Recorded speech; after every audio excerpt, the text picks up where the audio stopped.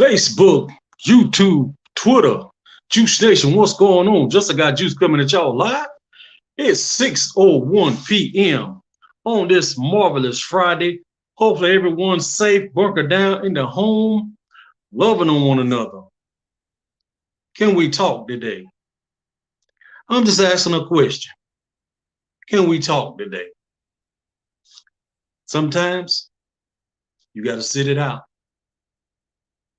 You know, back in the day, civil rights, they did the sit-ins, protests. You know what I'm saying? They weren't all verbal. It wasn't about boycotts. Sometimes you got to sit it out. Sometimes you got to sit down. It ain't our fight. You know, everybody love to use the term black on black crime.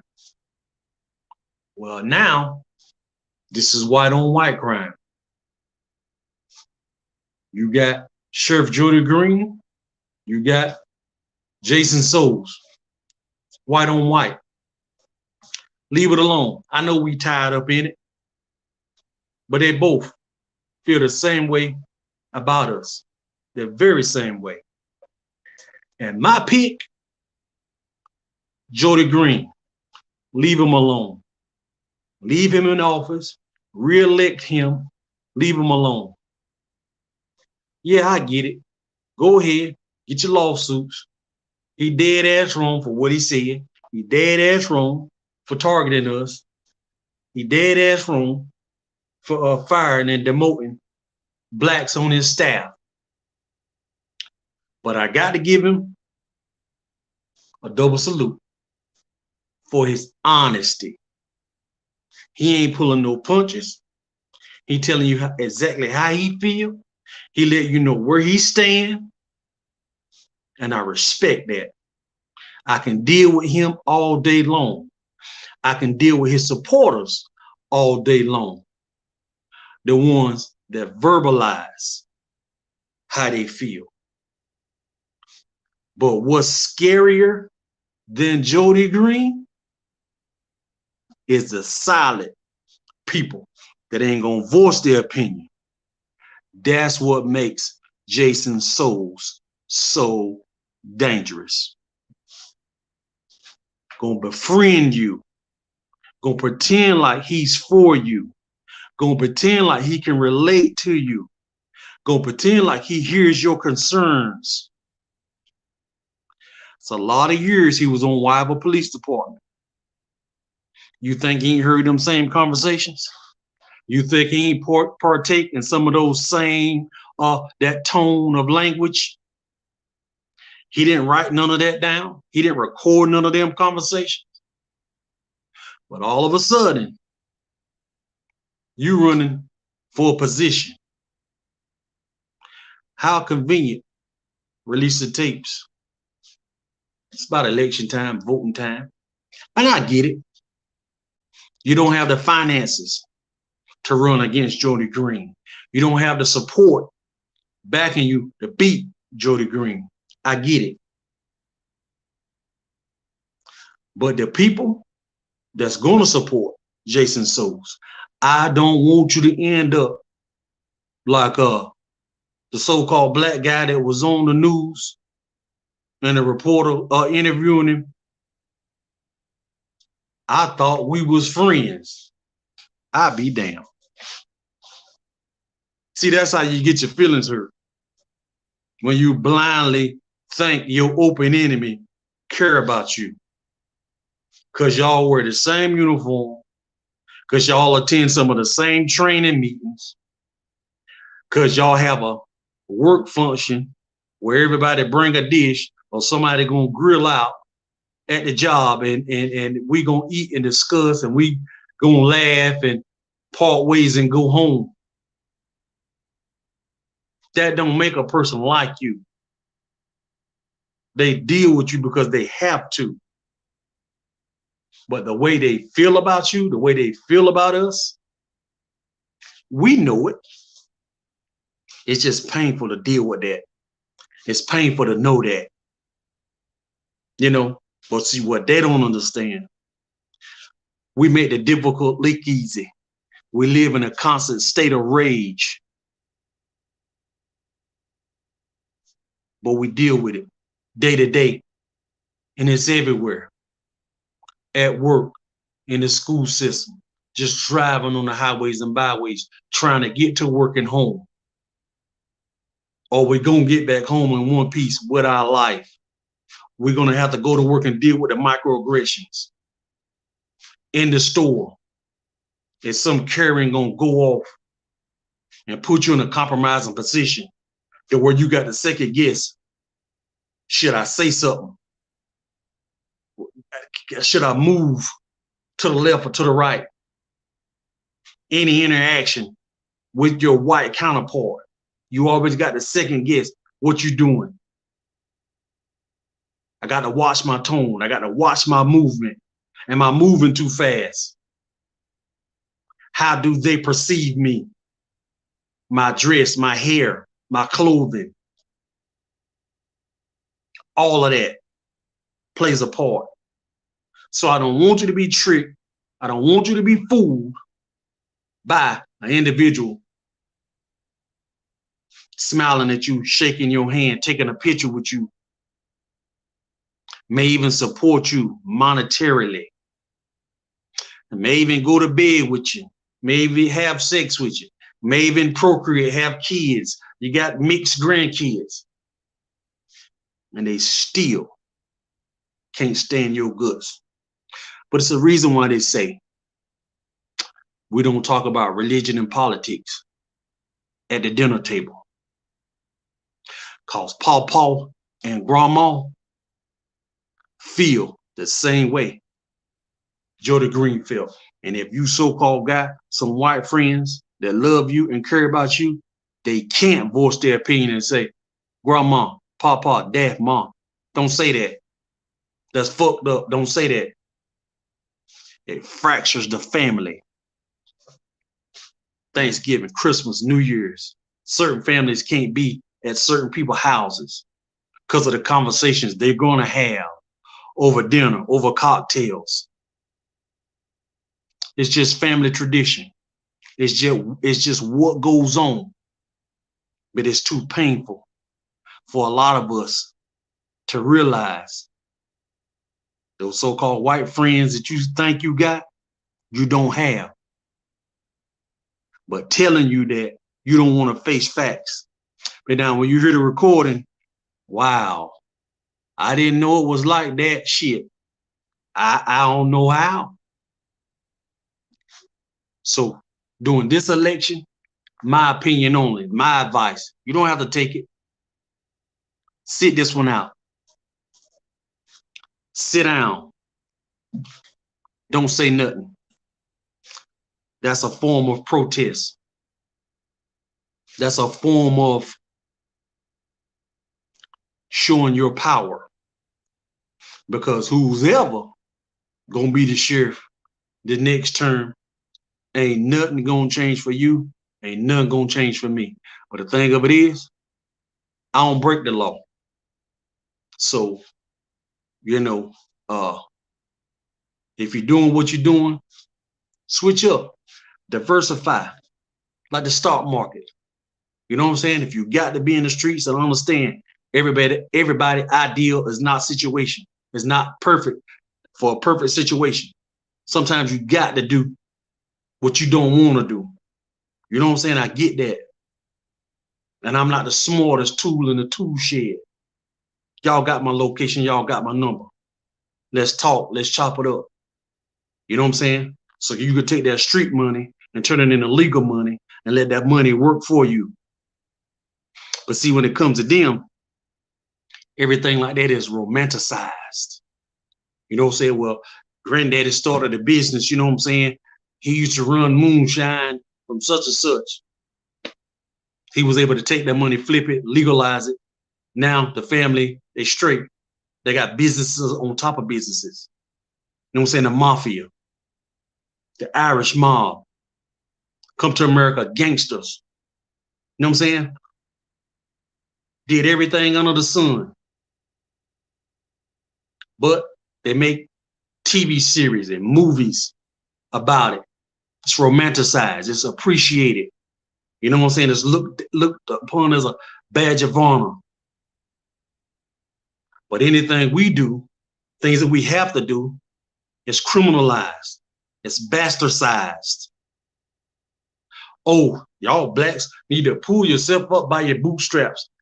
Get out of them streets. Just a whole bunch of thugs. Now, why all of a sudden it's got to be derogatory when it comes to talking about us? But everybody else done it. Everybody else still doing it. But the magnifying glass and the spotlight is always on us. So what I'm saying is, regardless if it's Jody Green, regardless if it's Jason Souls, it's the same person.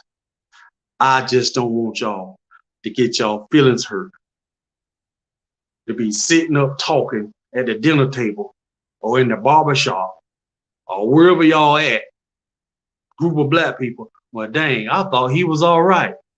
But man, I didn't think he would do that. Why not? What has history taught you? Go back, your grandparents. Go back before that.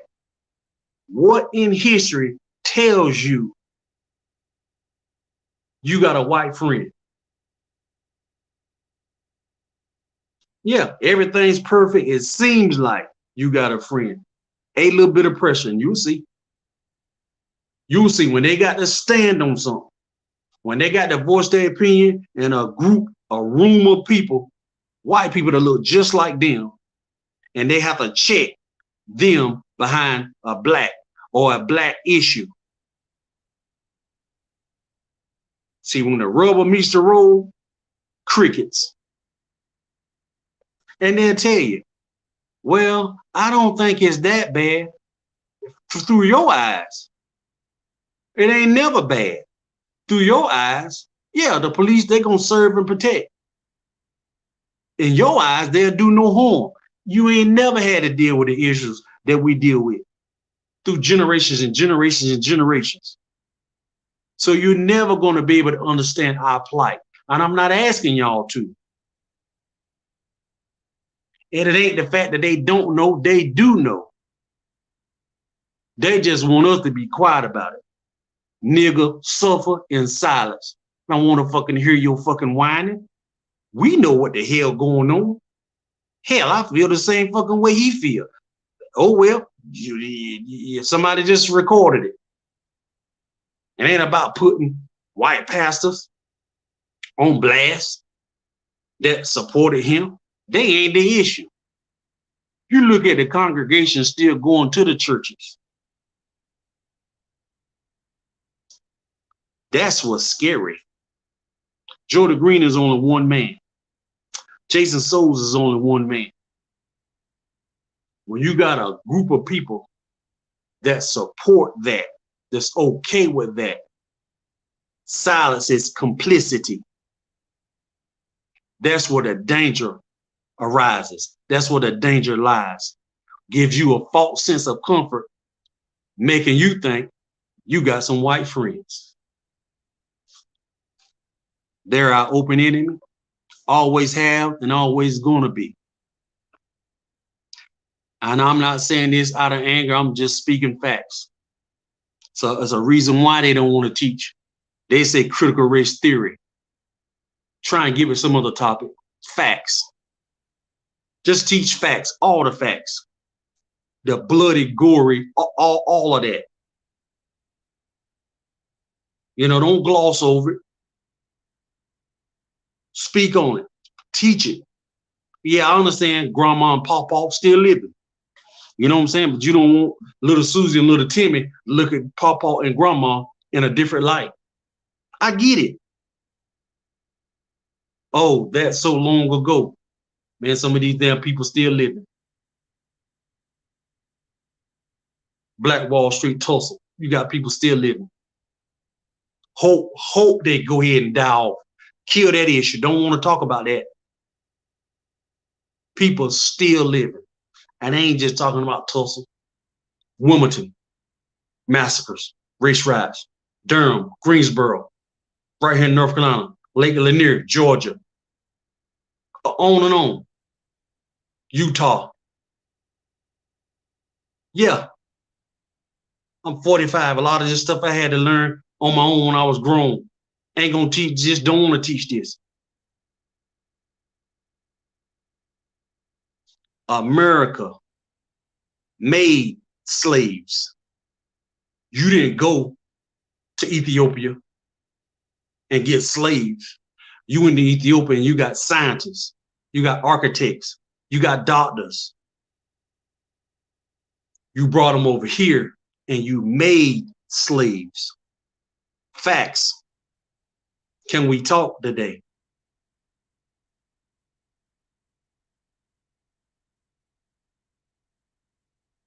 And I get it. No one wants to talk about reparations. Oh, that's so long ago.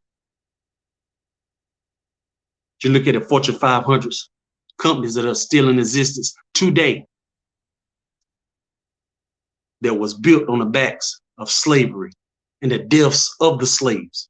You couldn't even own your body in death. These companies had insurance policies on the slaves in death. All these railroad companies, banks, Wells Fargo, all these big companies on the stock exchange, Wall Street, built on top of a cemetery of dead blacks, slaves. Of course, we can't talk about that. Of course, we can't teach that. You know, anytime they feel uncomfortable, oh, hell no. Where is it at in Texas? It's into law. You can't make whites feel uncomfortable about teaching history. Don't want to talk about slavery, taking particular literature out of school. Want to whitewash everything and make it seem like, oh, it wasn't slaves, or they were immigrants, or they were happy workers. That kind of shit. It's so dangerous. And I say war, I'm not talking about bullets flying. It may get to that point. I'm talking about we're at economic warfare, nutritional warfare, religious warfare. How would you, or why would you allow your open enemy to teach you, to feed you, give you your religious beliefs and practices? You can't win. You can't win like that. Too vulnerable. You're dependent on him and her for too much, but we won't come together on a united front. So now we having to deal with all of that. And now we got to fight amongst each other. Now that's some real bullshit. Like I said, I went to the school city board meeting at Southeastern last night, and they had a county board meeting as well. Awesome platform, had some good questions, awesome answers. New blood, man.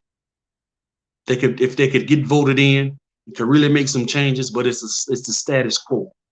And I'm very appreciative that Elgin Collier invited me, man. I'm glad I went. He did awesome. You know what I'm saying? Stood 10 toes down and spoke with passion and the love for his daughter, the love for his wife, family, the love for the community, and the love for the kids. You know what I'm saying? It's evident. You know what I'm saying? In his speaking. But there again, go on NAACP website and look at the footage. The footage has been edited, clipped out. Now you supposedly got these black elected people that's supposed to speak for our community. Now you can't even voice your opinions and facts in public. Don't want you to be heard. Don't want white folks to be offended. Well, be quiet now. You know, we don't want to upset nobody. Now, all what we dealing with, now we got to deal with motherfuckers like this. Want you to be quiet. Sit down. Don't nobody want to hear that. But the same motherfucker that'll do you that way, I'll be the same one that'll groom your child at a young age. See that you coming from a broken home. You know what I'm saying? Struggling financially. Or pull you in, so-called some after-school program. You know what I'm saying? You go and get little young boys from the neighborhood. Whether if it's the projects or wherever, you're grooming them, picking them out. Now you having inappropriate sexual activities with these young black kids. Now you're introducing them to drugs, cocaine. Now they're growing up in life, dealing with all these traumas that you done put upon them. But no, we don't want to talk about that. Juice, hold, now be quiet. You know, he's a pastor. Don't say that. You know, he's a married man. See, that's the shit I'm talking about. So you want to insulate yourself with the whites. You want to isolate yourself from the blacks. You think they love you. You want to do what they do. See that sick perversion shit that they do? They turn their shit off and on. Well, we just having fun. Gonna toot a few lines of cocaine. You know what I'm saying? Get underage young boys and fuck them. You think it's okay. They done told you it's okay. So you do it. Now everybody turn a blind eye. Now if I start dropping names and naming names, you know, now I'm wrong. Stay in your lane. Ain't nobody ask you to speak for us. You don't represent us. You know, and the people that's going to your church, they'll say, you know, keep quiet. You know, what happens at home stays at home. See, that kind of bullshit.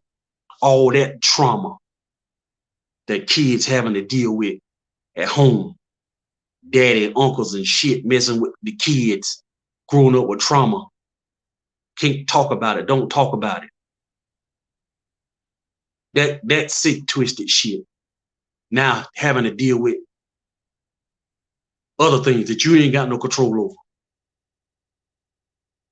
Like I said, living in a constant state of rage. We make it look easy. Nobody cares. Nobody can relate. You ain't got no friends and you ain't never had none.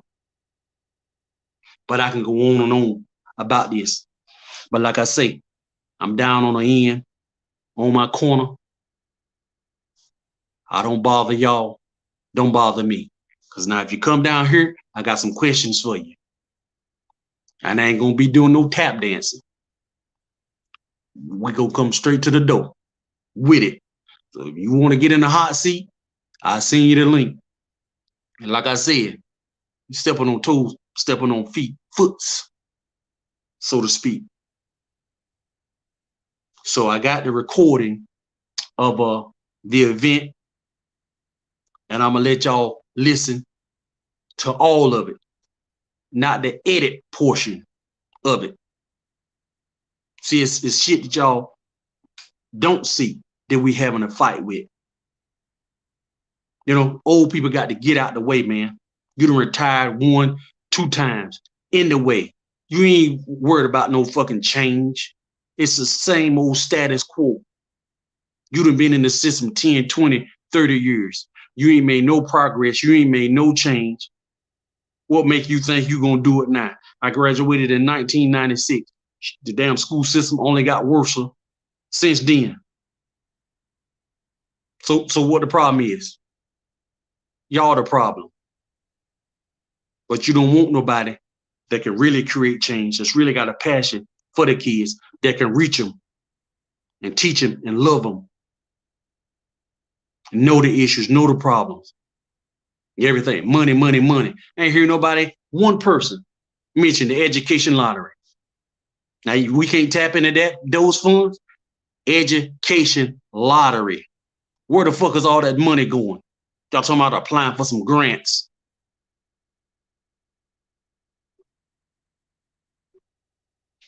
But I'm just a guy.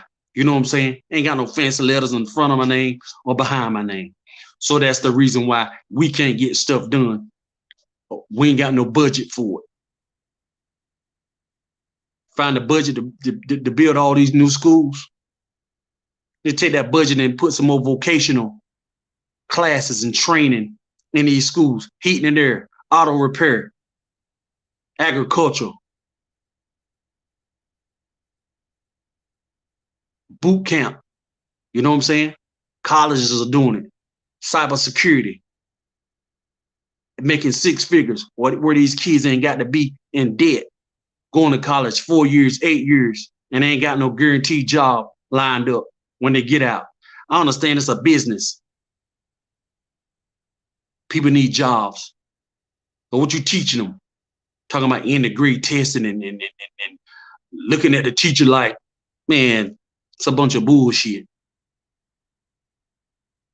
But anyway, I'm gonna show the video, and I appreciate y'all tapping in, tuning in, and remember, sometimes you got to sit down.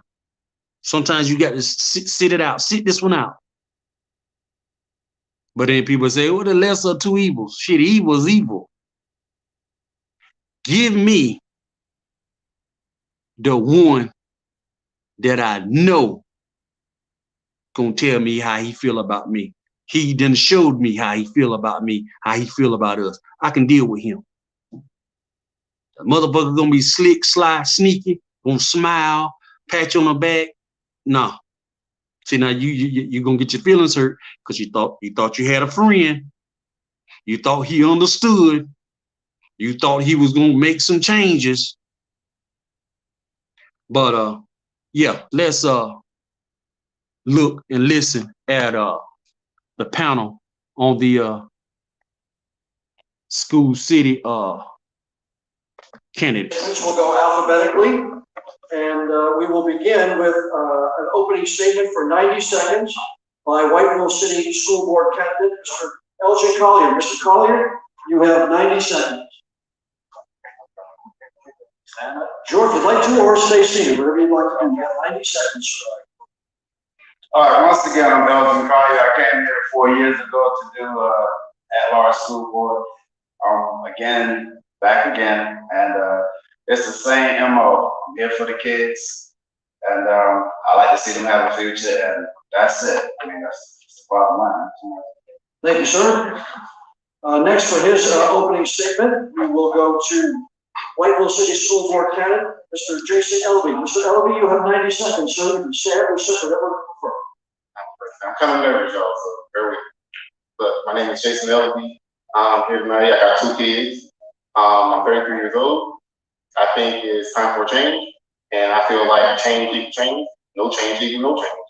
So hopefully tonight, y'all can hear what I have to say and give you a chance to make a change in the school system. Thank you, sir.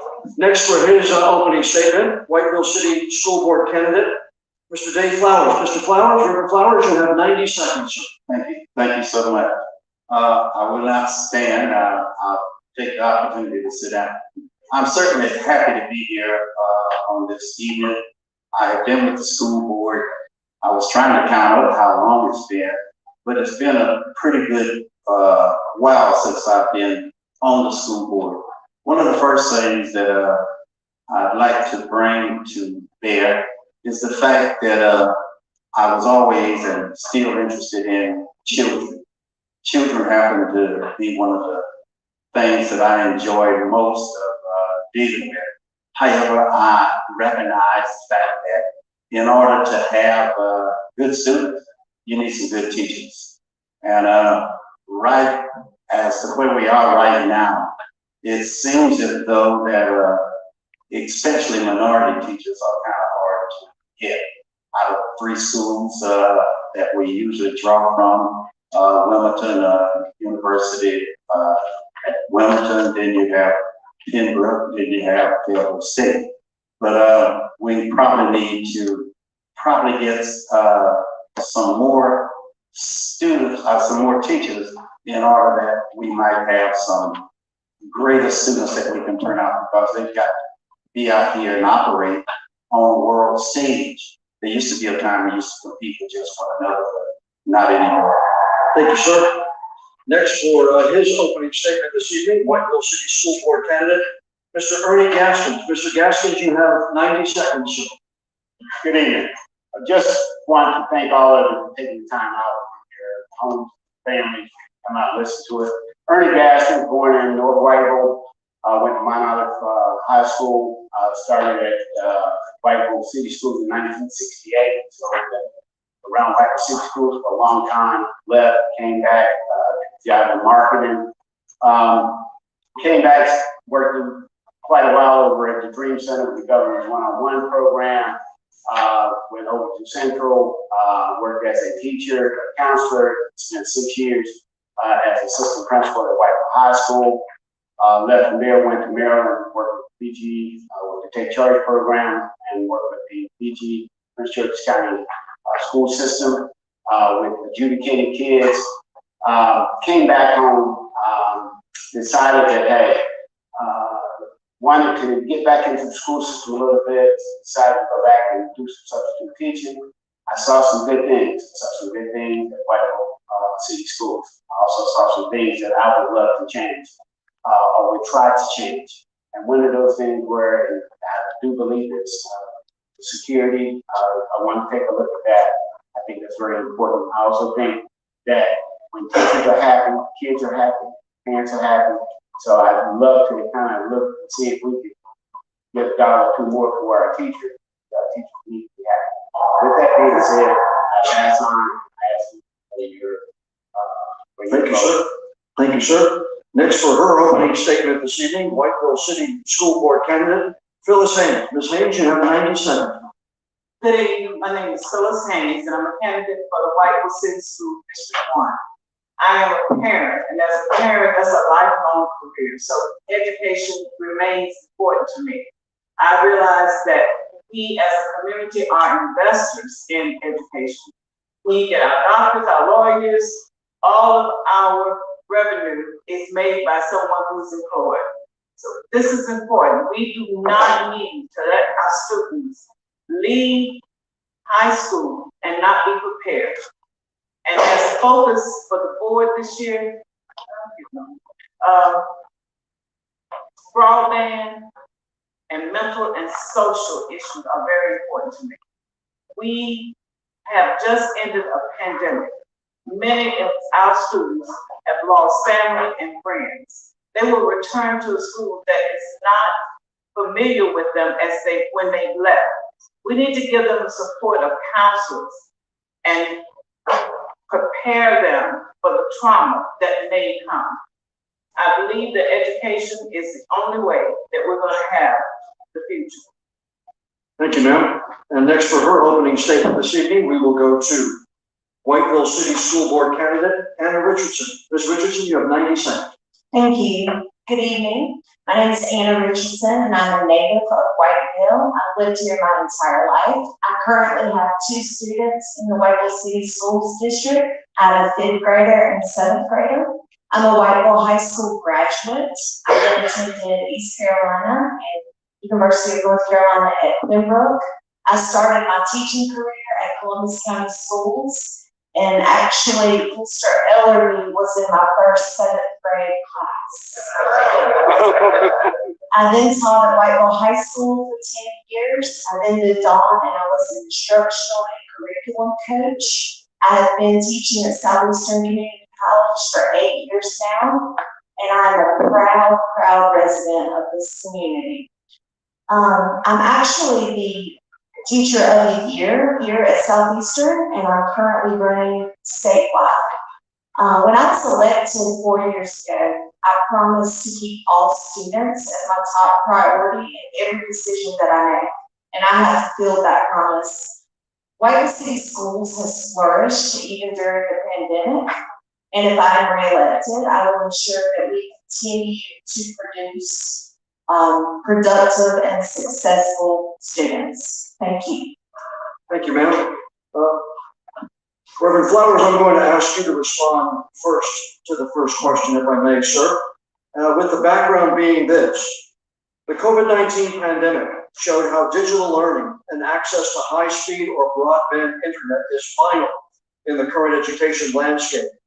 Yet, the North Carolina Broadband Index shows nearly 3 out of every 10 households in Columbus County do not have internet access.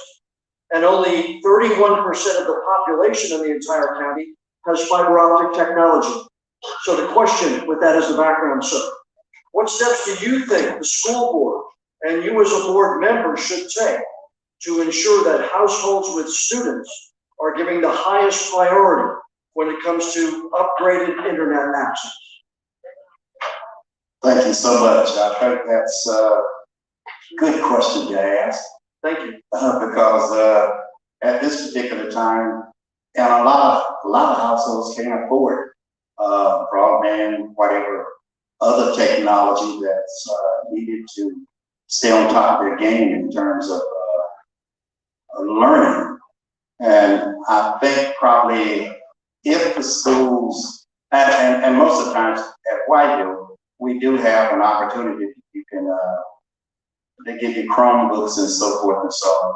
But then there are some students who cannot afford it. They are barely just making it living. So I think possibly that the school has got to get a little more money. I don't know where we're going to get it from, but we need to start working on that, where all kids can fairly be on the same level, because we have a lot of people that's not. Thank you, sir. Thank you, sir. Ms. Richardson, what steps do you think the school board and you as a board member should take to ensure that households with students are giving the highest priority when it comes to upgrading internet access? Well, during the pandemic, Whiteville City Schools did an excellent job of providing broadband for students who were without via hotspots. We looked at the different service areas and we used companies according to the service areas to give students internet access. We also provided hotspots for them and their families. In addition to that, we have awesome after-school programs called 21st Century Learning, where students are able to get those extra hours of internet access, even if they're not able to at home. Thank you, ma'am. Mr. Gastins, what steps do you think the school board and you as a board member should take to ensure that households with students are giving the highest priority when it comes to upgrading internet access? Thank you, sir. I definitely think that that's needed. I would have to think that we need to look to find money someplace. I would have to think possibly county commissioners. I would think maybe the local religious group. I think the hotspots were good, but that has to be a strong inconvenience for poor families. The transportation, cold nights, they need that. We have to have that here in order to keep the market and the school places that I mentioned earlier. So I would just think that we would have to get together as a board, put our heads together and deal with other sources, money sources here in the county, try to make that has to happen. Not try to make it happen, make it happen. Because every kid needs that. Thank you, sir. Mr. Ellaby, what steps do you think the school board and you as a board member should take to ensure that households with students are given the highest priority when it comes to upgrading internet access? So far, like everybody said, the issue is money. But my thing is, I feel like hotspot would be more accurate for kids. And we all say money, money, money, because we can find money for everything else. And I feel like we can find money for these hotspots to get these kids better access to internet at home. Because I know at one point in time, there was areas where they say, well, you can drive here and sit there and do homework, but some parents can't drive because some parents at work. So I feel like if we can find money for sports activities, we can find money for hotspots. Because to me, the education is more important than sports. Thank you, sir. Mr. Collier, what steps do you think the school board and you as a board member should take to ensure that households with students are given the highest priority when it comes to upgrading internet access? Me personally, my background is in social work. I work with at-risk kids, right?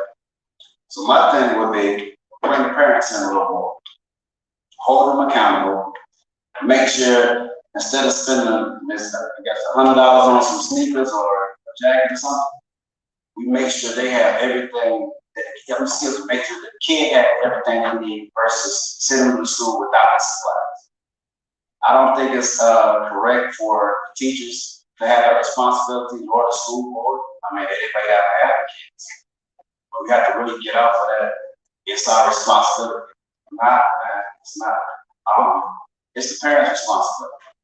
I have two kids. I have one in the Air Force now. I have one female who's just in the school system. I don't blame anybody. I blame myself and my wife. You see what I'm saying? That's the first thing. So I can't provide. I'm not going to ask you to. Thank you, sir. Appreciate that.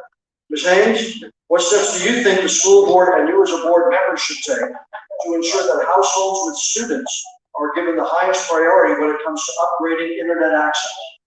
Most of us have mentioned that we should find money. There is money to increase broadband. I think it was about 2 months ago, the city of Whiteville received a grant for certain communities and small businesses. I understand that was a select process. Why was the school board not included? So that we can have some funding to increase the broadband in our communities. When children leave school, education does not stop. Thank you, ma'am. Mr. Gaskins, I'm going to ask you to respond first to the next question, sir. With the background being this, Whiteville City Schools reports a demographic of 55% white students, 37% African American students, and 3% Hispanic students. Out of the 5 principals, 1 is African American, that's 20%. None are Hispanic. And the teachers, 8 out of every 10 teachers are white, 14% are African American. With those numbers as the background, sir, what must be done to increase the number of African American and Hispanic teachers and administrators in the Whiteville City school system? Good question. I think that one of the most important things that all kids need to have role models in school. They need to have someone that they look at and what is needed to be done is to change up, and I'm not sure as to how the school works its plan on recruiting. I think to have the right people to go to the right schools to recruit is one thing that's needed. I think when those people go to those schools to recruit, they should have an amount of money that will make that person or that student want to come to Whiteville, be competitive with wages. One of the biggest problems that I think that we do have is not only is our geographic area not very good, most single kids graduate from school, but regardless of whether they want to come or not, at the end of the day, it's all about salaries. It's not about the money. So I think we have to do that. Thank you, sir. Mr. Collier, what must be done to increase the number of African American and Hispanic teachers and administrators in the school system? Brother, you think like that. You have one there. That's simple. And they move it. we brought in a principal that actually sliced the tape. My daughter was assaulted at Whiteville High School when she was there. What they did was they hid the principal. They told him to bring in the videotape, contact Raleigh and so forth, so he can submit that tape. He submitted to me, and I try to contact you guys. He submitted to me a partial video of a slice video. My daughter said she was assaulted outside. The video stopped before she hit the outside door. So what they did was, they put my family through HD, double hockey sticks to be, it's been rough on us. My daughter is still traumatized. So your question again is, what could they do to increase the act? We had one on April 4th. She lifted that school up, and what y'all decided, excuse me? Well, That's just it. You had one and you lowered her. okay. That's the bottom line. Thank you. Ms. Haynes, what do you think must be done to increase the number of African American and Hispanic teachers and administrators in the school system? I believe that teacher recruitment is more than money. We need to look at housing. If you ask someone to move to Whiteville, do you have adequate housing? Do you have a social environment and lifestyle that would be suitable for them to move? I don't think it is all about the money. Recruitment should be based on the principles of, characteristics of our city. I said, the city is not diverse. And I'm not sure why a teacher would want to move here if they don't have those amenities. Thank you, ma'am. Reverend Flowers, what must be done to increase the number of African American and Hispanic teachers and administrators in the school system? Well, one of the things that we need to do is to make recruiting minorities a priority. I don't think, we tried to recruit some, and we've actually given a bonus of $10,000 for you to come this way. But most of our children, wherever they go to school, that's basically where they stay. And I think we possibly need to try a little harder in HR to go out and to try to find something. But most of our students don't want to come back here. They are happy wherever they are. So I think we need to have priorities that we can really offer that bonus. Maybe they'll come this way. But right at the present, we tried to recruit some, and a lot of students, teachers, but Thank you. Ms. Richardson, what must be done to increase the number of African American and Hispanic teachers and administrators in the Whiteville City School System? I absolutely agree that students need teachers who look like them.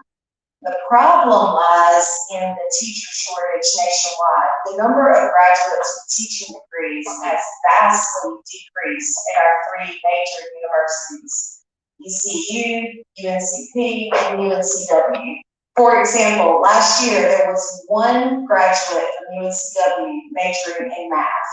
That person wants to stay in Wilmington where he or she has been schooled for 4 years. Our current superintendent has made it a priority to recruit minority teachers. He's partnered with Fayetteville State University, a team from business job fairs. They're in search for minority teachers and administrators. The problem is a lot of people don't want to go into teaching because of the job, the big job that it is, and because of the low pay. Thank you, ma'am. Mr. Ellerby, what must be done to increase the number of African American and Hispanic teachers and administrators in the school system? When I first started the campaign, I said I was going to run off. And I'm going to be honest right now, because just me personally, from personal experience, I went to an interview with Whiteville City School. And at the end of the day, to me, I feel like it's not about my education, my background, it's about who you know. And I felt like I didn't get a position because I wasn't that person. And at the end of the day, I feel like we should have a diversity board like a recruiting team, not just one of our one white person, not just one black person. If we want to hire, we want more diversity, we can build a little team.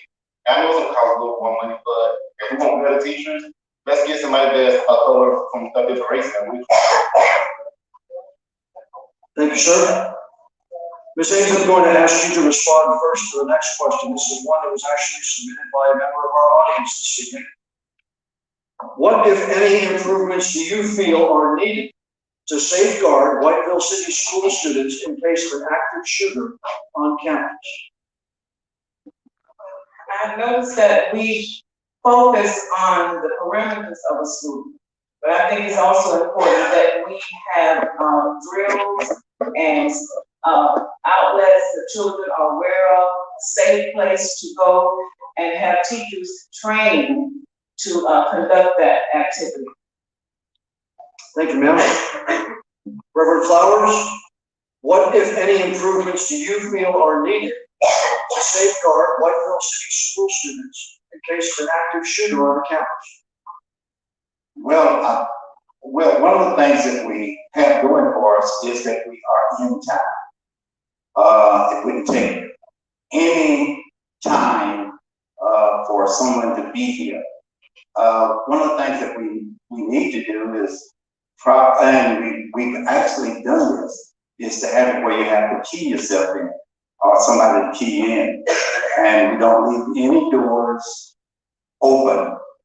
Those doors are locked. You have to come through the office in order to get there. I think too, we need to kind of think about what area would be safest for our students to go. Because a lot of times, if you've never been around where a gun is shot, a lot of people run right in the direction of it instead of running away from it because they want to see what's happening. And I think we can possibly do better in the future by having drills and so forth. Okay, thank you, sir. Thank you.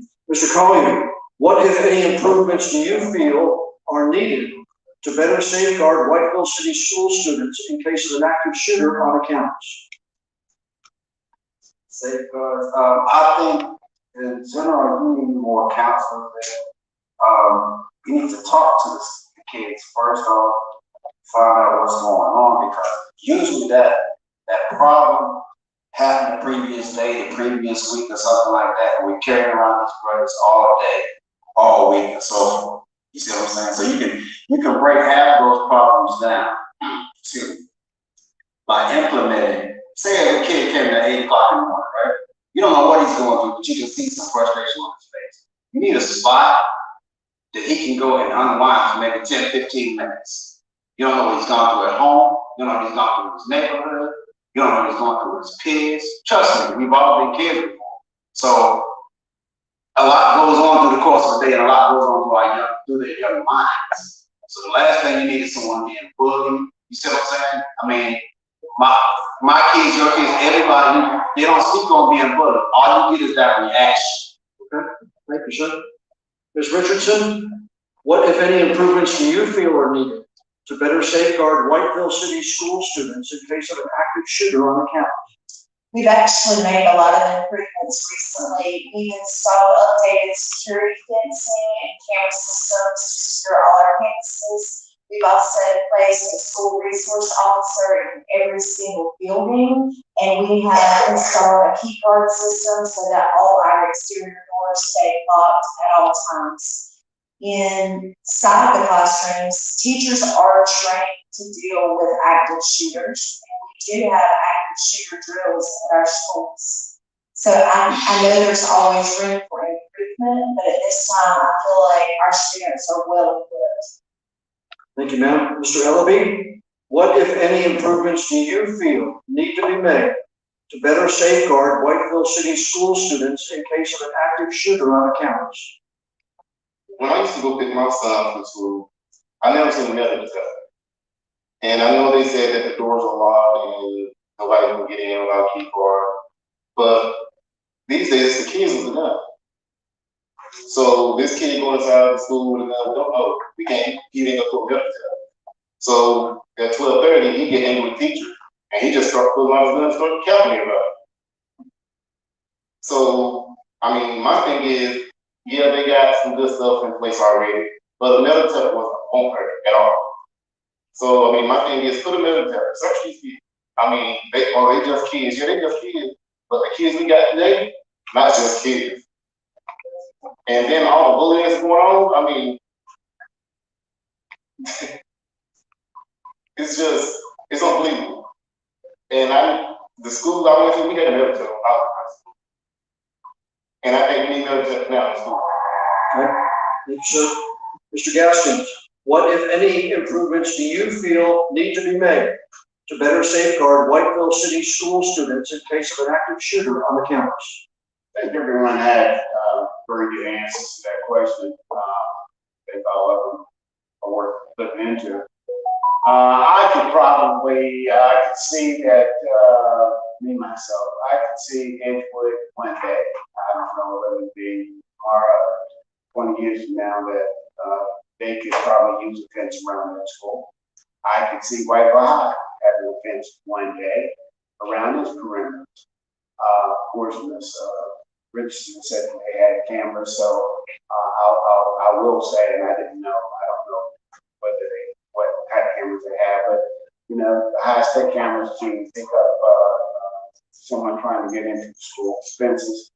And I would like to see an administrator or a person walk that campus or walk that building every so often, just to check the doors, just to check different areas to make sure those are sure. Okay, thank you, sir. Ms. Richardson, I'd like to ask you to respond first to the next question, then, if I can. The background is this. The last time I could find, or that we covered, when the Whiteville City Board of Education in 2017 voted against consolidating with Columbus County Schools. Some of the reasons given were consistent enrollment numbers in the city schools versus the county schools at the time, and the potential loss of state funding. So the question, ma'am, to you, if elected, how high a priority would you make to discuss consolidating Whiteville City Schools and Columbus County Schools? I personally am against consolidating the two school districts. We spent $1 million in this county a few years ago doing a study with the State Board of Education, and it was proven time and time again that consolidating the school districts would have a negative impact on all students, and that we all would actually lose money. It's a very old conversation, and it seems to arise every few years, and I think it needs to be put to bed. Columbus County Schools is their own entity, and we are our own entity, and both are successful in their own ways, and I believe it should stay that way. Thank you, ma'am. Ms. Haynes, if elected to the school board, how high a priority would you make discussing the consolidation of Columbus County and Whiteville City school systems? Mrs. Richardson said that there was a study done. I would like to see that study and analyze it. However, when we think about consolidating schools, are we thinking about the charter schools that are taking that school? So there might be a need to look at that further. Thank you, ma'am. Mr. Ellaby, if elected to the school system, to the school board, how high a priority would you make the discussion of consolidating Whiteville City and Columbus County schools? Honestly, I really can't answer that question right now. Because before I get a direct answer, I would like to bring everything into the table and see what's changed from then and now. And honestly, I mean, at the end of the day, the Board of Education has their opinion on it, but it all falls back on the county commission.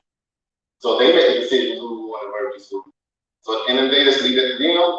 We just give our opinion and we go from there. Thank you, sir. Mr. Collier, if elected to the school board, how high a priority would you make discussing the consolidation of Whiteville City Schools and Columbus County Schools? I wouldn't make it a priority. I mean, I was born and raised right here in Whiteville. We were always, we were born and raised right here in Whiteville. This is how we go. We just wolf back, and we used to keep it that way. That's just something like that. Thank you, sir. Mr. Gaskins, if elected to the school board, how high a priority would you make it to discuss the consolidation of Whiteville City and Columbus County schools? I would not make it high priority. I would be willing to sit down and listen to the pros and listen to the discussion and the studies and review everything. And, we're not making a high priority, but the discussion came up, I would do it. Thank you, sir. Reverend Flowers, if elected to the school system, to the school board, beg your pardon, how high a priority would you make it to discuss the consolidation of Whiteville City and Columbus County schools? It would not be a high priority for me. We've existed all these years as a school that has competed on every level. Academically, we've done better than the county. So I would not like to drag our system down, not putting Columbus County down. But in reality, it's true. And it's actually true. Our schools are better. You're going to get there. Bigger does not mean better. No, bigger does not mean better. We are possibly one of the better schools in this whole district. Not just Columbus County. Well, Columbus County has done well. We wouldn't have any competition if we didn't have two school systems. So I'm enjoying it the way it is. Thank you, sir. Mr. Ellaby, I'd like to get you to respond first to the next question, sir, if I can. The background being, in the latest 21-22 school performance grade report released by the Department of Public Instruction, 2 of the Whiteville City schools received C performance grades, 2 others received D grades, and only 1 of the 5 met the report's school growth status. So the question to you, sir, is this. As a member of the school board, what initiatives would you suggest to try to raise these performance grades? I feel like what we should do is, there's some issues there academically, none of them spoke up C. And I was just running that through my head before you answered the question. I feel like we should hire more intervention specialists for like education wise. Hire more tutors than in school hours, after school tutors. We need to offer more than just in-school tutors. Because by the time my son gets home from school, I don't think I'm going to back everything from night all day. So I feel like that we should offer more too. What they have in place now is really good, but a little more won't hurt nobody. Thank you, sir. Mr. Gaskins, as a member of the school board, what initiatives would you suggest in order to raise the Whiteville City Schools performance grades? I think that I would give God as giving incentives to teachers. I really feel that teachers are happy about what they're doing. That will spend off on the students. I think that there should be some tutoring, more tutoring going on. I think the school system will probably stand maybe 1 or 2 more counselors help those kids with any problems at home. I think there's a relationship between parents. There's a part that parents should pay in the communities, and they can come and they teach and develop some type of relationship. They can some in-home work as well. With those 3 things, and some other ideas the folks may have, and I'm open to other ideas, but I think we should help educate. Thank you, sir. Mr. Richardson, I asked you, ma'am, as a member of the school board, if elected, what initiatives would you suggest in order to raise the performance grades of Whiteville City schools? Well, to be honest, the performance grades of every school statewide have taken a dip post-pandemic. So in order to make up that learning loss, we have a lot of things that we're put into play. We're focusing heavily on remedial efforts. We're already seeing some improvements in those areas. Teachers are working in small groups. We have Saturday camps. We have a 21st century learning program every day after school. That's the only way that we're going to work our way out of this, is by small groups, remediation, and trying to make up for that learning loss experienced during the pandemic. We've also used ESSER funds, which is federal funding, to pay more positions so that teachers are able to have smaller class sizes, which helps students make up some of that learning loss. Thank you, ma'am. Reverend Flowers, if elected to the school board, what initiatives would you suggest in order to try to raise the Whiteville City Schools performance grades? First of all, I believe that you have to inspect that you expect. And one of the things that we are not doing is probably putting enough time on that we expect out of students.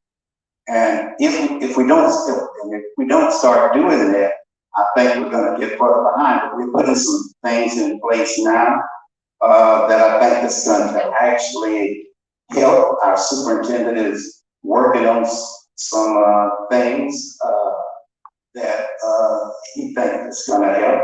So I think that our future looks bright on actually kind of like extending ourselves and putting some people in the right place, right time, in order to get the right results. And I think that's important, that we work with our superintendent as he kind of put us in line for better. Okay, thank you, sir. Ms. Haynes, if elected to the Whiteville City School Board, what initiatives would you suggest in order to raise the school system's performance grades? Don't forget. The school body is made up of all students. Now, I'm looking at some data that says there's a chronic absenteeism over 25%. And then we have 82% who are on short-term suspension. If these students are not in class, then they're not being taught. At the time of testing, are we to expect them to raise the grades if they have not been taught? What is given to them when they're not in school? What kind of support do we provide for them? And I think that's important. We have to look at those factors to determine how our grades can be improved. Thank you, ma'am. Mr. Collier, if elected to the Whiteville City School Board, what initiatives would you suggest in order to try to raise the school system's performance grades?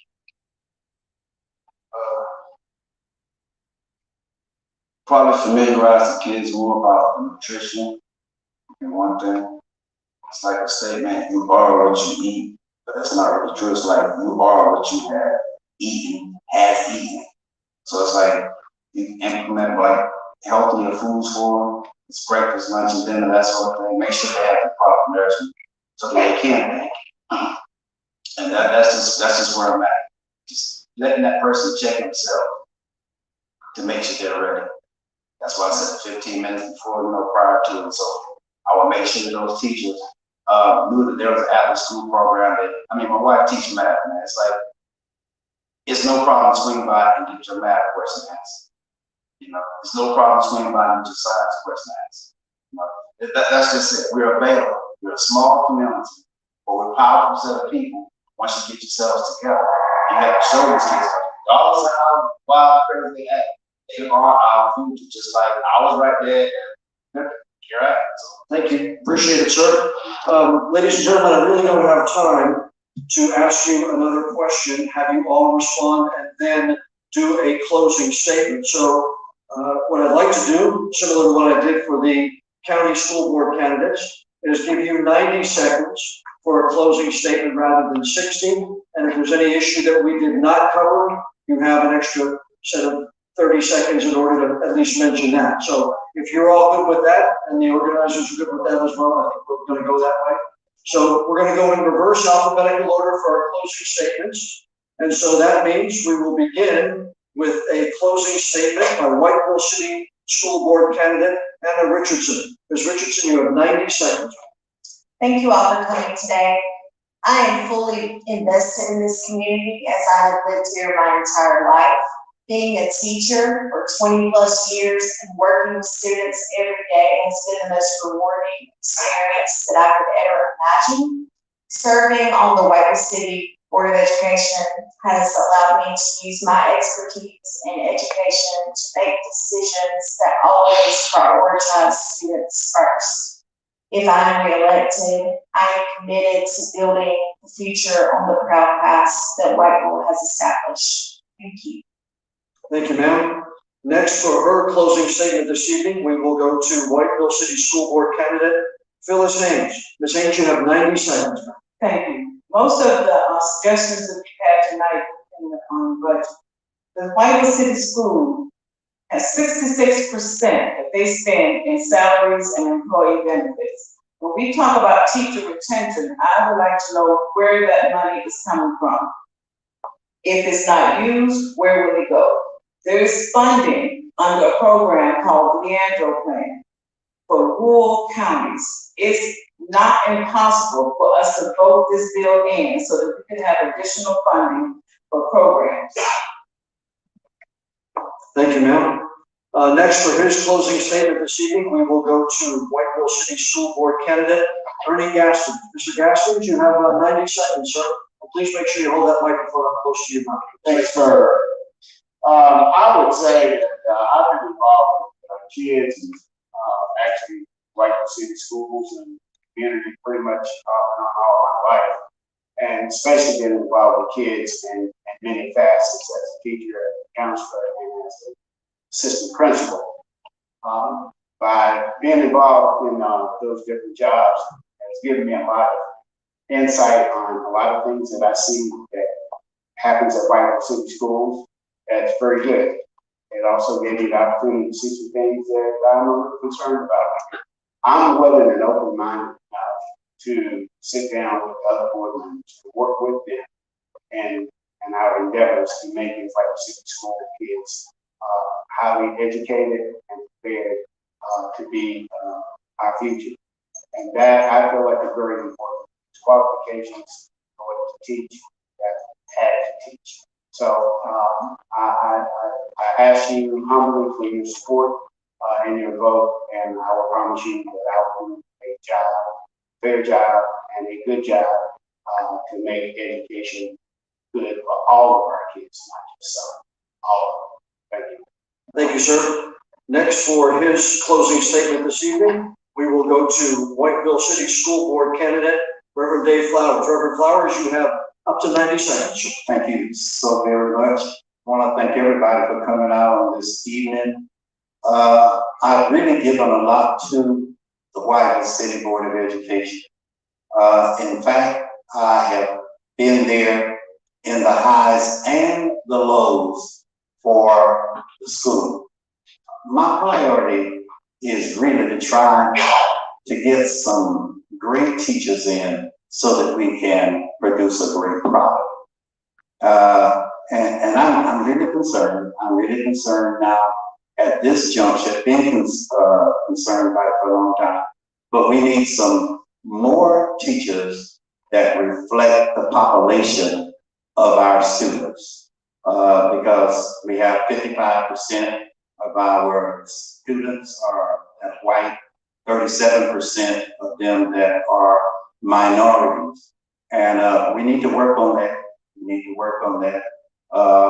And I thank God for Brother Ernie Gaskin. He used to be a recruiter for all parts of North Carolina. He used to run from school to school.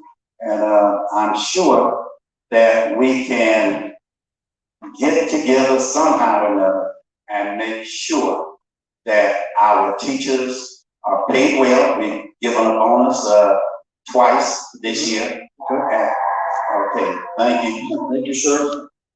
Next, for his closing statement this evening, we will go to Whiteville City School Board candidate Jason Elby. Mr. Elby, you have up to 90 seconds, sir. Tonight, everybody has been talking about money for the teachers, and I agree. Teachers do deserve their pay. But my thing is, when they signed up for this job, they knew they were going to get paid. So I feel like if you're going to be a teacher, you got to have it in. And some of these teachers just come in before the check. Okay, we get it. They want more money. I respect that. But at the same time, you got to have in your heart to be a teacher. You can't just come and say, I'm just coming to get the check. Because at the end of the day, I feel like y'all not really teaching these kids. Y'all got to pick up the check. Now, we're talking about mental health. I feel like mental health is not focused on enough in school. There's a lot of issues that I dealt with in my own home from my son going to Whiteville City School. And that was one of my main reasons running. And so I have an open door policy. And if my child, I didn't have an open door policy, who knows what my child would have done to himself? So at this point, I feel like we need to have more mental health counselors and guidance counselors in school system. I feel like we need more social workers. Yes, the school system have a guidance counselor, but look at all those kids you have to deal with on a day-to-day basis. Give her some help. My child's mental health is important to me. So I can't fix everything, and I didn't come in this race to lose. So I'm going to say no shade, but when I win this race, I will work with the school board and do what I can do to help with mental health. Thank you, sir. Next, for his closing statement this evening, we will go to Whiteville City School Board candidate, Elgin Collier. Mr. Collier, you have 90 seconds, sir. Thank y'all for the opportunity once again. We've done this thing 4 years ago. We've been in a better position now, but we are again, so let's get it done. But I'm thankful. I'm grateful. I feel good about where my life is going. I feel good about where the kids are going. We had a kid that got suspended last week. I guess he'll go back to school next week. But it's a couple guys in the neighborhood that really love these kids, man. We trying to make sure that when they return to school, he has a different attitude. If nothing else, he's gonna have a haircut. He's gonna know the brothers have already pushed him to go forward. And that's all I'm trying to do, man. I wasn't your choice in NAACP. I wasn't your choice. But trust me, man, I'm available. I'm right around the corner from the school. My background in social work, I was pretty trained in the Charlotte style in Maryland, Take Charge program, and it's like a no-nonsense thing where we took kids out of jails, prisons, homeless, so forth, and that's just what I'm about. So if I'm not your guy, so be it, man. Be blessed with it. Carry on. Ladies and gentlemen, will you give a round of applause to the 6 candidates? Thank you. Thank you for taking the time to be here. Early voting starts October 20th, and election day is November the 8th. Thank you very much, everybody. Drive safely.